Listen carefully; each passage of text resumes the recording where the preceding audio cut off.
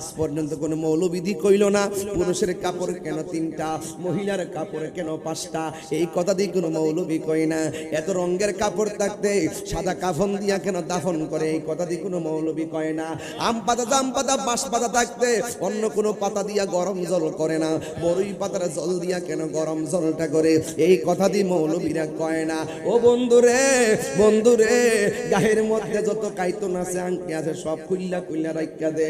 ও বাজান, এত বড় কাপড় পেঁচাইয়া দে, কাইতন কেন রাখিয়া দে, এই কথা দিয়ে বাজান কোনো মৌলবীরা কয় না। এ বন্ধু দেখেন, মানুষ মারা গেলে এখানে শতকরা 90% পোলা পান, মানুষ মারা গেলে কেমনে গোসলটা দেওয়াইতে হয় এই নিয়মটাও তারা জানে না। আবার মানুষ মারা গেলে কেমনে কাফনের কাপড়টা কাটতে হয় এই নিয়মটাও মুসলমান হইয়া জানে না। এর চাইতে দুর্ভাগ্য বিষয় আর কিছুই হতে পারে না। আরে আপন মা মারা গেলে 3 গ্রাম পারিয়া যাইয়া ওই ইমাম সাহেবরে যাইয়া কয়, হুজুর আমার মার জানাজাটা আপনি পড়াইয়েন, কিন্তু আপনার আপন মায়ের জানাজাটা কেমনে দেওয়ান লাগে সেটাও আপনি শিখলেন না। আপনার মতো দুর্ভাগা আর কেউ না। আরে গোসল করাইতে গেলে চারদিকটা কাপড় টানায় গোসল করা, ওই গোসলের ভিতরে অনেকে অনেকে অনেকে ঘৃণা কইরা যায় না, ওই গোসল করাইতে গেলে আমার ডর লাগে, অথচ মুসলমান দরকার ছিল পানিটা আগায়া দেওয়া, ওই পর্দার ভিতরে যাইয়া আরে কোন রকম পানিটা আগায় দেওয়ার দরকার ছিল, কিন্তু আমরা যাই না।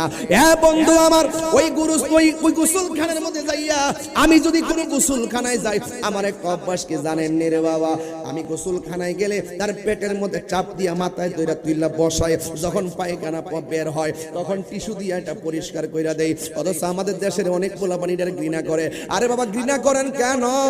আজকে এই লোকটা মৃত্যুর যন্ত্রণা বফুয়াইয়া ওই গোসলখানায় ঢুকলো, আজকে যদি আপনি ভালোবাসা ওই লোকটারে যাইয়া পায়খানা পরিষ্কার কইরা দেন, একদিন আপনি মারা গেলে আপনারও এমন ভাবে মানুষ পরিষ্কার কইরা দিব রে বাজাল।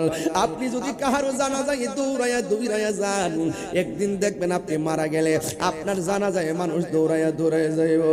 ও বন্ধু, গোসলটা দেওয়াইতে গেলে নাকের মধ্যে তোলা দেয়নি, আর জন্য দেয়নি, নাকের মধ্যে তোলা দেয়নি, কানের মধ্যে তোলা দেয়নি, একটু চোখের মধ্যে দাদার লাশটা বাসান, চোখের মধ্যে দাদির লাশটা বাসান, চোখের মধ্যে মায়ের লাশটা বাসান, চোখের মধ্যে বাবার লাশটা বাসান। কেমনে গোসল দেওয়াইছেন, কেমনে নিছেন চোখে বাসান, আর মনে মনে কল্পনা করেন, কোথায় ছিলাম, কোথায় আসলাম, আমার কোথায় যাব, আমিও তো তাদের মতো পরপারের যাত্রী। এ বন্ধুরে, ওই গোসলখানার মধ্যে যাইয়া নাকের মধ্যে তোলা দেয়, আবার কানের মধ্যে তোলা দেয়। জিজ্ঞাসা করা হলো, বন্ধু কেন তুমি এমন ভাবে তোলা দিলা? তখন কি উত্তর দিয়ে জানেননি? আমরা পানি ডাইলা গোসল করামু, নাক দিয়ে